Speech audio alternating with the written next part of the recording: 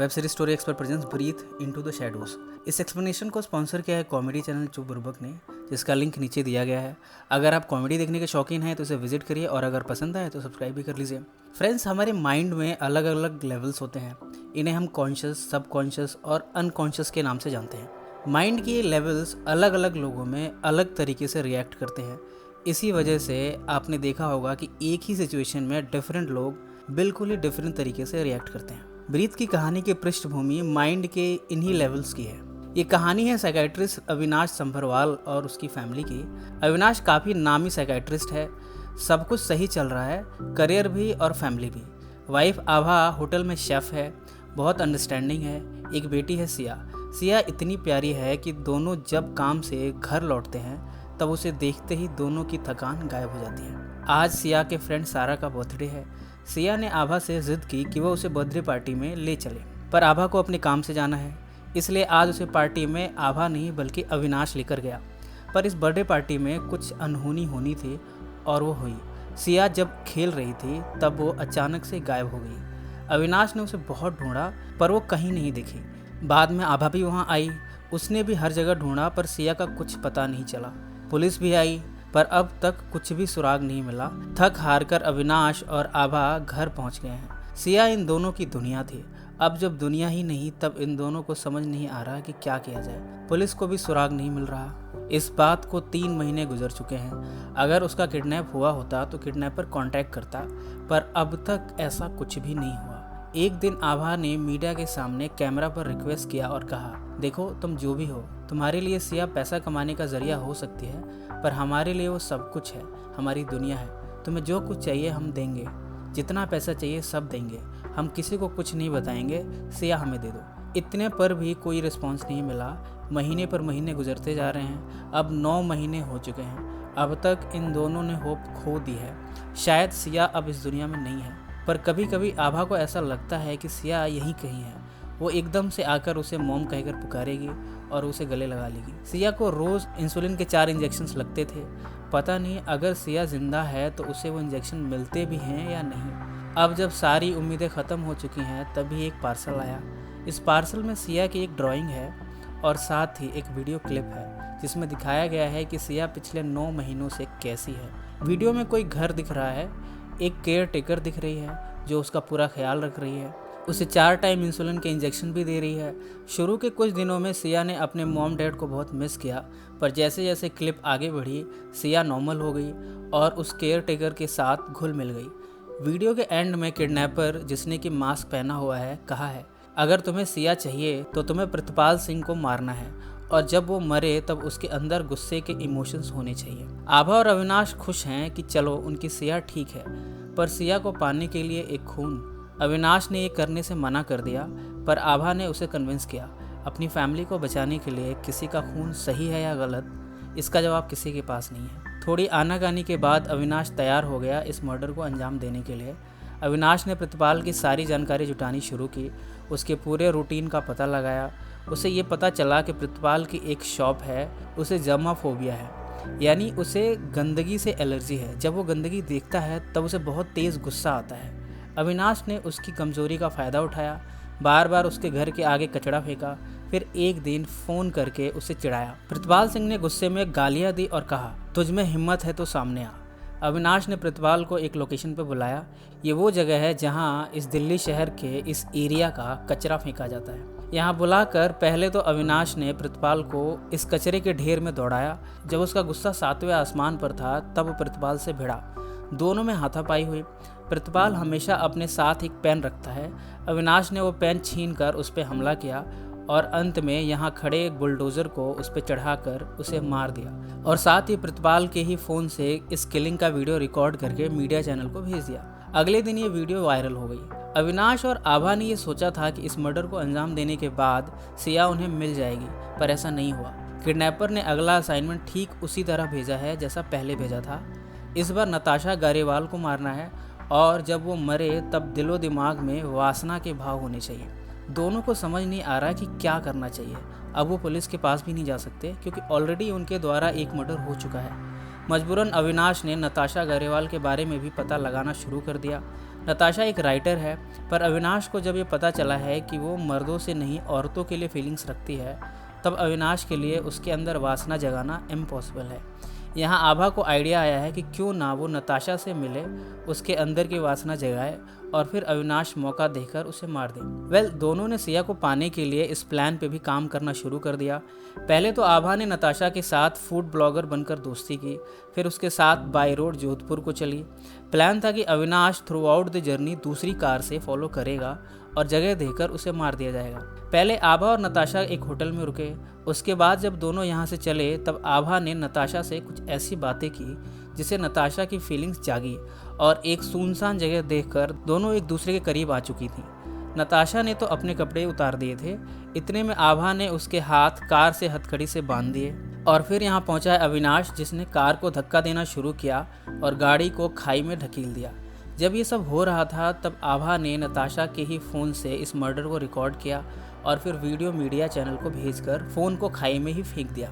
2 murders को अंजाम देने के बाद अविनाश और आभा को ऐसा लगा है कि सिया अब उन्हें मिल जाएगी, पर इस बार भी ऐसा नहीं हुआ। इस बार किडनैपर ने नया नाम दिया है अंगद पंडित, और जब वो मरे तब उसके अंदर डर के भाव होने चाहिए। कौन है ये किडनैपर और वो इन लोगों को क्यों मारना चाहता है और उनके अंदर ये इमोशंस के साथ ही क्यों मरवाना चाहता है, ये अभी तक एक पहेली है। इधर सिया धीरे धीरे इस घर में ही केयर टेकर गायत्री के साथ घुल मिल गई है। गायत्री भी महीनों से मिसिंग है। उसकी फैमिली ने भी उसकी मिसिंग रिपोर्ट दर्ज करा रखी है। इतने में किडनैपर मास्क पहने आया है। उसने ये सुनसान जगह चुनी है जो बहुत पुराना थिएटर था, 2 साल से बंद है क्योंकि म्यूनिसिपैलिटी ने इस पे ताला लगा दिया है। किडनैपर ने बहुत रिसर्च करके ये जगह चुनी। उसने बाहर वाले हॉल में सारे सिक्योरिटी सिस्टम्स को इंस्टॉल कर रखा है, जहां से वो दूसरे कमरे में सिया और गायत्री की हर एक्टिविटी को देख सकता है, पर सिया और गायत्री उसे नहीं देख सकते। पर जब किडनैपर ने अपना मास्क उतारा है तब वो और कोई नहीं बल्कि अविनाश ही है। अब ये अविनाश ने क्यों अपनी ही बेटी को किडनैप किया है और फिर वो इन लोगों को क्यों मरवाना चाहता है, वो भी अलग अलग इमोशंस के साथ। जवाब जानने के लिए हमें अविनाश के बचपन में जाना पड़ेगा। बचपन में अविनाश बहुत डरा डरा रहता था। उसके पापा हमेशा उसकी माँ को फिजिकली अब्यूज़ करते थे। अविनाश अपने माँ से बहुत प्यार करता था पर कुछ नहीं कर पाता था, पर वो गुस्सा हमेशा उसके दिमाग में था। एक दिन एक बस एक्सीडेंट में जब अविनाश अपने मॉम डैड के साथ कहीं जा रहा था तभी उस बस का एक्सीडेंट हुआ। अविनाश तो बच गया पर उसने अपनी मॉम और डैड को खो दिया। जब वो वहाँ से उठा तब उसकी दूसरी साइड जो उसके दिमाग में छिपी बैठी थी बाहर निकली, और जब वो बाहर निकली तब उसने जो कुछ भी चारों तरफ देखा उसे ही अडॉप्ट कर लिया। मसलन सबका एक्सीडेंट हुआ था तो उसने लंगड़ा कर चलना शुरू कर दिया। सामने ही एक होटल था जिसका नाम जे से शुरू होता था, इसलिए उसने अपने आप को भी जे समझ लिया। उसने अपने मरे हुए बाप को देखा जिस पे उसे हमेशा गुस्सा आता था, अपनी माँ को मरते देखा। इस घटना के बाद से अविनाश के अंदर एक नहीं 2 लोगों का निवास हो गया। इसे साइकोलॉजी की भाषा में MPD यानी मल्टीपल पर्सनैलिटी डिसऑर्डर कहते हैं। कुछ लोगों में तो 12 पर्सनैलिटीज़ भी होती हैं। फिलहाल अविनाश के केस में 2 हैं, अविनाश और जे। जब अविनाश को कोई कुछ कहता है, डराता है, धमकाता है, तब जे उनसे बदला लेता है क्योंकि वो अविनाश को बचाना चाहता है। इस एक्सीडेंट के बाद अविनाश के चाचा ने उसका एक स्कूल में दाखिला कराया। यहाँ के प्रिंसिपल को उसकी सारी जिम्मेदारी सौंप दी। चूँकि माँ बाप नहीं थे इसलिए प्रिंसिपल कृष्णमूर्ति ने उसे स्पेशल अटेंशन दिया। उसे साइकियाट्रिस्ट के पास ले गए। साइकियाट्रिस्ट ने कृष्णमूर्ति को जे और अविनाश के बारे में बताया और ये भी कहा कि जे जानता है कि अविनाश है, इसलिए वो अविनाश को बचाने के लिए लोगों के साथ वायलेंट हो जाता है, पर अविनाश को बिल्कुल भी नहीं पता कि उसके अंदर कोई और भी रहता है। ये थोड़ा कॉम्प्लिकेटेड है। साथ में ये भी कहा कि अविनाश को पता नहीं चलना चाहिए कि उसके अंदर कोई और भी पर्सनैलिटी रहती है, नहीं तो उसकी दिमागी हालत बिगड़ सकती है। कृष्णमूर्ति ने यही किया। वो हमेशा जे से बातें करते रहे। जे को भी लगा कि उसका भी वजूद है, उसकी भी दुनिया है जिसमें उसके पा हैं कृष्णमूर्ति, और वो हमेशा अविनाश की रक्षा करेगा। जे ने रावण के कैरेक्टर से सीखा कि रावण के 10 सिर थे और हर सिर में अलग अलग इमोशन थे, जैसे क्रोध, वासना, डर। फ्रेंड्स, बाकी इमोशंस के बारे में आप गूगल कर सकते हैं क्योंकि अगर हम उनको डिस्कस करेंगे तो वीडियो बहुत लंबी हो जाएगी। जे ने यह ठान लिया कि वो हमेशा अविनाश की इन इमोशन से रक्षा करेगा क्योंकि ये कमज़ोरियाँ होती हैं इंसान की। कृष्णमूर्ति ने हमेशा जैसे कहा कि ये 10 इमोशंस इंसान की ताकत होते हैं, पर जब वो बीमार हुए और मरने वाले थे तब उन्होंने जे से कहा कि अब तुम्हें अविनाश को छोड़कर चले जाना चाहिए। इस पर जे को गुस्सा आया और उसने कहा, आपने मुझसे झूठ कहा कि इमोशन ताकत होते हैं, बल्कि नहीं, ये तो कमज़ोरी होते हैं। मैं अपने अविनाश को कभी भी नहीं छोड़ूंगा, बल्कि उसे इन इमोशन से लड़ना सिखाऊंगा। ऐसा कहकर उसने कृष्णमूर्ति की ऑक्सीजन वाली पाइप को हटा दिया और कृष्णमूर्ति की जान चली गई। एक दिन अविनाश जब अपने पपी गुफी के साथ खेल रहा था, तब उस समय प्रतिपाल उधर से गुजरा। उसके चेहरे पे गुस्सा था और गुस्से में उसने गुफी को कार से कुचल दिया।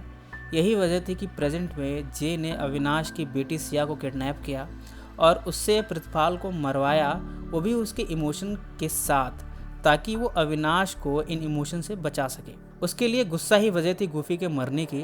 प्रतिपाल को मारकर वो गुस्से को ख़त्म करना चाहता था, वो भी अविनाश के हाथों, ताकि अविनाश सेफ रहे।